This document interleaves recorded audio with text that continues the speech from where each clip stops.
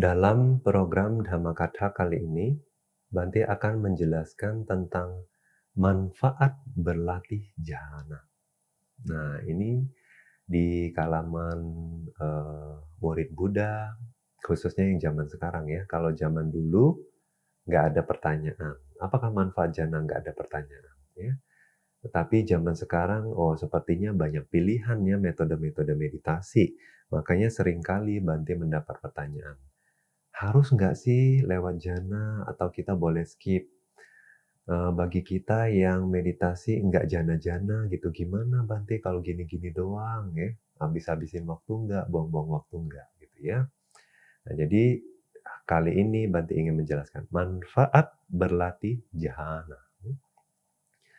Nah, kalau kita lihat ya di banyak sutta, ya Buddha menyebutkan demikian, Wiwicewa kamehi, wiwica akusalehi dhammehi, sawitakang sawicarang, wiwekajang piti sukhang, pathamang jhanang upasampaja wiharati. Nah, itu adalah pengalaman jhana pertama. Ya. Nah, bagi seorang yang memasuki atau mencapai jhana pertama, apa yang mereka rasakan? Wiwicewa kamehi. Jauh ya, atau terpencil. Wiwica. Ya. Jauh atau terpencil dari kama. Nah, kama di sini dijelaskan watu kama dan kilesa kama. Watu kama itu artinya benda-benda atau barang-barang yang bisa menimbulkan kesenangan indera, ya. Kenikmatan indera. Jadi ini lebih ke objeknya ya, objek yang menimbulkan kesenangan indera. Nah, yang berikutnya kilesa kama adalah kotoran-kotoran batin yang bisa muncul pada saat kontak dengan objek-objek tersebut. Jadi yang pertama adalah materinya atau objeknya, yang kedua adalah kotoran batin yang mengambil objek tersebut. Nah, waktu Buddha menyebutkan wiwicewa kamehi, artinya terpencil atau jauh dari objek kesenangan indera, juga pikiran-pikiran yang berasosiasi dengan kesenangan indera. Kemudian, wiwica akusalehi dhammehi, juga jauh atau terpencil dari pikiran-pikiran akusala, yang pikiran tidak bajik itu mulai jauh ya, apalagi pada saat masuk ke jhana pertama. Sawitakang sawicarang, waktu itu batin yang masuk jhana tersebut berasosiasi dengan aplikasi pikiran, kemudian pikiran yang meneruskan. Ya. Contohnya, objek jhana kita harus tahu. Ya. Objek jhana adalah patibhaga nimitta. Itu adalah misalnya untuk anapanasati, meditasi perhatian terhadap nafas, itu adalah nimitta. Waktu nafas bersatu dengan cahaya konsentrasi. Nah, itu disebut sebagai nimitta. Dia akan menyatu di tempat kita fokus nafas. Ya. Nah, nafas yang ada di depan hidung tentunya bukan nafas yang di perut atau yang di dada. Ya. Nah, waktu sudah menjadi nimitta seperti ini, awalnya mungkin masih buram. Nanti lama-kelamaan dia akan menjadi terang benderang. Nah, waktu terang benderang seperti itu, baru bisa menjadi objek jhana. Ya. Objek jhana 1, jhana 2, jhana 3, jhana 4 merupakan objek yang sama, yaitu patibhaga nimitta, nimitta yang terang benderang. Nah, batin yang terus mengusahakan untuk menggapai objek tersebut, ya. Artinya supaya objek itu terus tersadari di dalam batin kita. Nah, itu adalah fenomena witaka namanya, aplikasi pikiran. Nah, kemudian setelah batin itu meraih objek, menggapai objek, kan ada batin yang tugasnya mempertahankan kesadaran tersebut. Nah, itu adalah wicara. Jadi batin penerus, katanya kesadaran penerus, pikiran penerus. Kemudian piti. Nah, itu adalah kegiuran atau ketertarikan batin pada saat menikmati objek. Ya. Jadi pas objeknya tersadari oleh batin, pasti akan ada perasaan ya yang mengalami objek. Nah, waktu itu tergiur atau tertarik melihat objek yang terang benderang. Kemudian sukha. Sukha adalah kebahagiaan atau mungkin lebih tepatnya adalah kedamaian gitu, ketenangan batin, ya. Jadi bukan kebahagiaan yang heboh yang sering muncul, pada saat misalnya pada saat mengambil objek kesenangan indera. Jadi kebahagiaan yang muncul karena objek indera biasanya bersifat aktif ya, ada unsur kegelisahan di sana. Jadi bukan kebahagiaan yang seperti itu, tapi kebahagiaan yang tenang, damai, bahagia, ya. Nah, inilah ya, sawitakang sawicarang piti sukang padhamang jana. Wiwekajang katanya. Wiwekajang itu artinya yang lahir ya, lahir dari keterpencilan itu tadi. Terpencil atau jauh dari objek indera atau pikiran-pikiran yang berasosiasi dengan kesenangan indera dan pikiran yang berasosiasi dengan objek-objek tidak bajik atau pikiran tidak bajik, ya. Semua pikiran yang berasosiasi dengan kotoran batin atau yang berasosiasi dengan kesenangan indera waktu itu teredam. Karena apa? Karena kekuatan dari pikiran penerus, pikiran aplikasi pikiran, ya, kegiuran terhadap objek dan ketenangan batin tersebut.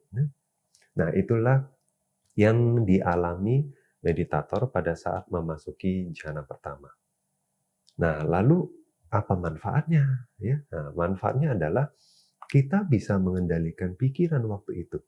Jadi kalau kita berlatih jhana, itu sama seperti waktu kita melatih atau mempelajari keterampilan tertentu. Ya, misalnya kita mau mempelajari untuk mengetik 10 jari ya di komputer atau di keyboard ya misalnya. Jadi di awal ya tentunya kagok ya, tentunya lambat. Oh, jari ini di sini, jari itu di situ, tempatin satu-satu ya. Tapi kalau kita berlatih terus, ya apa yang akan terjadi? Kita akan menjadi semakin terampil. Nah, kalau kita udah semakin terampil nantinya ya, seperti kita mengetik 10 jari, kalau orang yang terampil mengetik, apa yang terjadi? Tidak perlu lihat keyboard, ya. Langsung ketik, langsung jalan sendiri, ya, seperti seolah-olah jarinya tidak terkendali, ya. Nah, tapi apakah tidak terkendali? Oh, enggak juga. Apakah dia sembarang ketik? Oh, enggak juga, ya. Nah, ini kita bisa sembari ngetik, sembari melihat ke komputer, ke layar, ya, sembari bisa membaca pula, ya. Nah, itulah yang didapatkan jika kita sudah fasih atau terampil, ya, perihal kemampuan tertentu. Nah, itu juga akan terjadi pada saat mereka yang sudah misalnya berhasil mendapatkan jhana. Batinnya nanti sudah terampil, seperti jalan sendiri kata mereka, ya. Nah, itu juga didapatkan jika kita sudah cukup jam terbang, jika sudah kita cukup terampil dalam memegang objek, dalam menyingkirkan pikiran-pikiran pengganggu, ya. Nah, jadi kalau Buddha bilang bahwa jhana pertama itu sudah jauh atau terpencil ya, atau tidak berasosiasi dengan objek-objek kesenangan indera dan pikiran-pikiran kotor ya, berarti untuk bisa terampil dalam mencapai jhana satu, setidaknya kita perlu menyingkirkan ya, kebiasaan kita atau keinginan kita, kemelekatan kita terhadap objek-objek kesenangan indera atau pikiran-pikiran yang berasosiasi dengan kenikmatan indera dan juga pikiran yang kotor lainnya, negatif ya, pikiran-pikiran yang berasosiasi dengan kotoran batin. Nah, semua pikiran itu kita harus buang. Kemelekatan terhadap pikiran tersebut harus dibuang. Kalau masih saja ada kemelekatan atau misalnya masih ada sedikit, maka itu semua akan mempengaruhi kualitas konsentrasi jhana pertama. Ya. Semakin jauh, semakin bagus. Kualitas jhana akan semakin mantap. Ya. Nah, kemudian setelah dari jhana 1 masuk jhana 2 bagaimana? Buddha mengajarkan di Abhidhamma, di Sutta ya, bahwa kita harus melihat cacat dari jhana 1 dan melihat manfaat dari memasuki jhana kedua. Cacat jhana 1 apa? Kalau misalnya katakanlah konsentrasinya turun atau mengendur ya, nah bisa muncul lagi kotoran batin. Jadi bagaimanapun jhana 1 ini masih agak tidak aman gitu ya, karena kedekatannya terhadap pikiran-pikiran pengganggu. Nah, kemudian juga jana satu ini agak kasar katanya sifatnya. Kenapa? Karena masih ada pikiran penerus dan pikiran yang terus berusaha menggapai objek itu. Jadi itu seperti kesibukan ya. Di dalam batin itu kalau yang kita harapkan adalah ketenangan, keheningan batin, nah kesibukan seperti ini seperti riak di atas air yang hening. Ya. Nah, jadi kalau kita mau menenangkan lagi, kita harus buang itu, kata Buddha ya. Jadi setelah melihat cacat dari jana satu karena berasosiasi dengan pikiran aplikasi, ya, aplikasi pikiran dan pikiran penerus, juga karena kedekatannya terhadap kotoran batin, maka kita harus bisa melepaskan, ya, seberapa nikmat pun jana satu tersebut, ya, kita harus lepas. Kemudian kita berpikir bahwa, oh, alangkah heningnya kalau tanpa pikiran penerus dan aplikasi pikiran tersebut. Nah, jadi kita masuk lagi ya, berusaha lagi fokus atau menempatkan batinnya ke Patibhaganimitta yang terang benderang tersebut. Nanti karena niat kita, karena tekad kita, maka witaka dan wicara, pikiran penerus dan aplikasi pikiran akan teredam dan hilang, tidak muncul lagi. Nah, pada saat mereka tidak muncul lagi, yang sisa apa? Kegiuran, kedamaian, dan keterpusatan batin. Itu jana 2. Nah, jadi waktu untuk memasuki jana 2, kita harus melepaskan kemelekatan terhadap fenomena yang sebetulnya sudah cukup damai. Ya. Sudah cukup damai, karena bebas dari kotoran batin, juga sudah cukup hening. Ya. Tapi keheningan tersebut kita lihat sebagai sesuatu yang kasar. Kita mau yang lebih luhur lagi. Nah, karena melepaskan kemelekatan yang lebih halus itu, ya, kita mendapatkan pencapaian yang lebih luhur. Nah, kemudian juga untuk masuk ke jana 3, kita melepas lagi kemelekatan terhadap jana 2. Kenapa? Karena kalau kendur, dia jatuh ke jana 1. Kemudian di jana 2 ada piti, yaitu kegiuran. Nah, bagaimanapun kegiuran ya, itu adalah ketertarikan terhadap objek. Sifatnya juga aktif. Ya. Nah, itu juga mengganggu kesadaran tidak begitu hening. Ya. Nah, untuk lebih hening lagi, merenungkan bahwa itu bersifat kasar, ya. Kemudian masuk jana 3. Nah, dengan demikian pelan-pelan melepaskan kemelekatan yang lebih halus lagi, perihal pencapaian-pencapaian konsentrasi yang bawah untuk mendapatkan pencapaian-pencapaian yang lebih hening lagi, lebih luhur lagi. Nah, hingga jana 3 itu adalah disebutkan kebahagiaan yang tertinggi di alam duniawi katanya ya. Nah, duniawi ini bersifat duniawi maksudnya. Kemudian kalau masuk ke jana 4 atau versi Abhidhamma itu masuk ke jana 5, perasaannya jadi netral. Nah, mungkin banyak meditator yang tidak menyukai perasaan netral. Mungkin lebih suka jana 3 daripada jana 4 karena berasosiasi dengan kebahagiaan, keheningan, kedamaian. Tapi kalau jana 4 nggak ada rasa katanya. Ya seperti batu, diam gitu ya. Nah, tapi kalau bagi mereka yang sungguh-sungguh bijaksana ya, semua jenis perasaan itu adalah pengganggu. Ya. Terlarut dalam perasaan atau hanyut dalam perasaan itu mudah memunculkan emosi-emosi yang lainnya. Ya. Nah, semua emosi itu bisa mengganggu kondisi batin, bisa mengganggu keseimbangan batin. Nah, oleh sebab itu semua jenis perasaan tentu yang diantaranya yang paling tinggi adalah netral, perasaan netral. Ya. Jadi lebih kokoh, seimbang. Ya.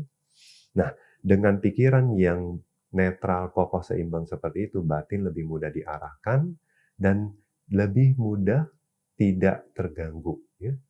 Lebih kokoh karena tidak terganggu, misalnya pada saat berlatih wipasana, ya, melihat objek yang bisa berpotensi memunculkan kotoran batin pun bisa dilihat atau terlihat di dalam batin itu sebagai sesuatu yang netral. Nah, semakin kuat konsentrasinya, maka batinnya akan semakin seimbang dan kokoh. Apapun objek yang dilihat, bisa dipahami dengan jelas. Nah, itu adalah manfaat dari jana 4 atau jana 5 versi Abhidhamma. Nah, arupa jana, jana 5, jana 6, jana 7, jana 8, itu juga menyingkirkan kemelekatan terhadap fenomena yang lebih kasar.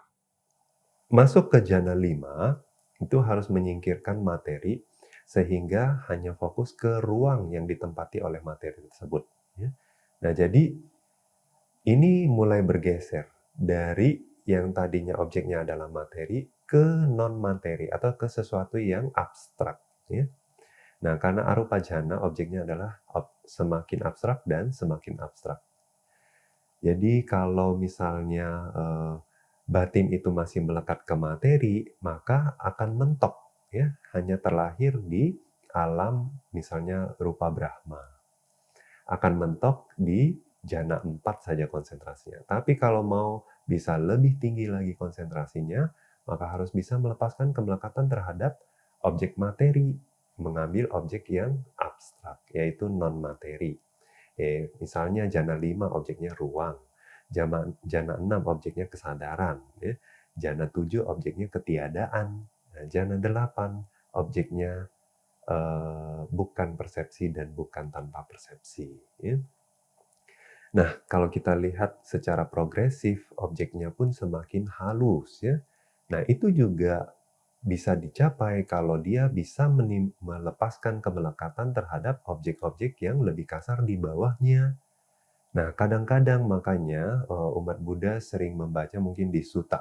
Setelah Buddha mengajarkan arupa jana yang keempat, ya, atau jana yang ke-8, setelahnya Buddha mengajarkan apa? Sanya Wedaniya Nirodha.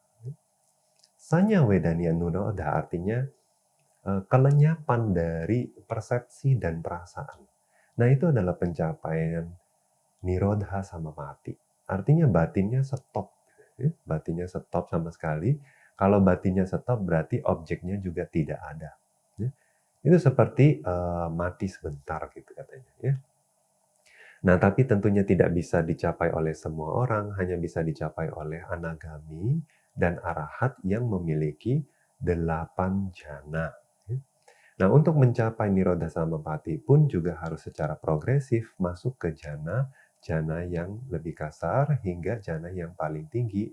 Nah, kemudian bertekad untuk masuk ke Nirodha Samapati atau menghentikan perasaan, ya, menghentikan batin. Nah, jadi sebetulnya Buddha mengajarkan jana kepada kita, ya, untuk pelan-pelan melepaskan kemelekatan dari yang kasar yaitu objek indera, kemudian ke kotoran batin yang bersifat kasar, kemudian bahkan kemelekatan terhadap objek yang berupa materi gitu, ya. Nah, hingga mencapai jana yang tertinggi yaitu jana 8. Nah, tapi bagaimanapun jana ini kalau dilatih, dia hanya menghasilkan konsentrasi atau kelahiran di alam Brahma, tidak untuk terbebas dari samsara. Nah, tapi khususnya untuk Buddha mengajarkan jana bukan untuk terlahir atau bukan untuk berputar-putar di dalam samsara. Tapi Buddha mengajarkan jana mengajarkan jana kepada kita untuk melatih vipassana. Nah, nanti bagi mereka yang berlatih vipassana terhadap pencapaian-pencapaian jana tersebut, ya, itu mudah sekali untuk melepas. Artinya lebih mudah karena Buddha sudah mengajarkan untuk melepas secara progresif, ya. Jadi kemelekatannya itu sudah halus gitu. Artinya kemelekatannya sudah tipis, sudah tinggal sedikit. Nah, untuk melepas kemelekatan-kemelekatan yang kasar itu sudah jauh lebih mudah, ya. Nah, juga batin itu karena pencapaian konsentrasi yang tinggi, yang mendalam, ya, itu batin semakin jauh dari kotoran-kotoran batin yang kasar, yang menjadi pengganggu kebijaksanaan melihat kebenaran apa adanya. Nah, itu banyak sekali manfaat jana, apalagi bagi mereka yang sudah berlatih, sudah mencapai, maka mereka akan betul-betul mendapatkan manfaatnya. Apalagi setelah menggunakan jana ini sebagai basis untuk berlatih Vipassana mencapai tingkat-tingkat kesucian. Ya. Oleh sebab itu, Bante menutup penjelasan program Dhammakatha ini dengan mengutip ajaran Buddha di Dhammapada. Nati janang apanyasa panyanati ajayato yamhi jananca panyaca sawe nibana santike. Nah, artinya apa? Nati janang apanyasa. Bagi mereka yang tidak bijak, tidak ada jana. Ya, tentunya untuk mencapai jana jadi harus bijak juga. Artinya bijak gimana sih? Cukup memiliki kebijaksanaan untuk bisa mengendalikan kotoran batin, untuk bisa mengarahkan pikiran dan mengembangkan keterampilan batin untuk mempertahankan batin ke objek meditasi. Nah, kalau bisa mengembangkan keterampilan itu, maka semua kotoran batin, semua bentuk-bentuk pikiran batin ya akan teredam. Nah, jadi untuk mencapai jhana makanya butuh panya, butuh kebijaksanaan. Kemudian Buddha bilang, panyanati ajayato, ya bagi yang punya jhana akan punya panya. Kalau nggak punya jhana katanya nggak punya panya. Nah, ini masuk akal nggak? Masuk akal ya. Panyanati ajayato, bagi yang nggak punya jhana, nggak ada panya katanya, nggak ada kebijaksanaan. Karena jhana di sini sebetulnya ada dua jenis jhana, ya. Lakhanupani jhana, ya. Kemudian arama upani jhana. Ada dua jenis jhana. Yang pertama konsentrasi yang kuat karena memegang objek, ya seperti jhana 1 sampai jhana 8. Itu namanya aramana upani jhana. Ya, karena terserap ya atau dengan kuat memegang objek. Ya. Kemudian yang kedua adalah lakhana upanijana. Upanijana artinya dengan dekat ya, dengan rapat, dengan kuat ya, memegang ciri-ciri. Ya, lakhana itu adalah di sini adalah ciri-ciri atau sifat alami dari objek. Nah, ini mengacu kepada ciri dasar seperti sifat keras, kasar, berat gitu ya, atau ciri alaminya, ciri umumnya yaitu tidak kekal, ya, membawa penderitaan dan bukan diri. Jadi anicca, dukkha, anatta. Nah, karena kesadaran itu terhadap objek sangat rapat, merenungkan anicca, dukkha, anatta, tidak sempat muncul pikiran-pikiran pengganggu, ya. Nah, itu juga sama seperti jhana katanya. Nah, kalau kita bisa kontemplasi ke objek dengan rapat seperti itu, maka kotoran batin juga bisa keredam cukup jauh. Ya. Nah, kalau sudah cukup jauh, otomatis ya pada saat melihat objek itu akan semakin jelas. Nah, kalau bisa jelas seperti itu, maka kebijaksanaan bisa muncul dan terkembangkan dengan baik. Jadi, tidak punya jhana, tidak punya kebijaksanaan. Ya, jadi kalau tidak punya konsentrasi, sulit untuk mengembangkan kebijaksanaan. Kalaupun terkembangkan, kebijaksanaannya bersifat ala kadarnya saja, ya, hanya ringan saja, tidak mendalam, katanya, tidak nancep sampai bisa memotong atau mengusir kotoran batin secara signifikan. Ya. Yamhi janan ca panya ca sawe nibana santike. Katanya, ya. Nah, tetapi bagi mereka yang punya jhana dan kebijaksanaan, maka orang ini akan dekat ke nibbana. Ya. Nah, semoga Anda semua bisa menjadi orang yang punya jhana dan juga punya kebijaksanaan agar kalian bisa merealisasi nibbana di kehidupan ini juga atau di kehidupan-kehidupan yang dekat dari sekarang. Demikian penjelasan Bante dalam program Dhammakatha kali ini.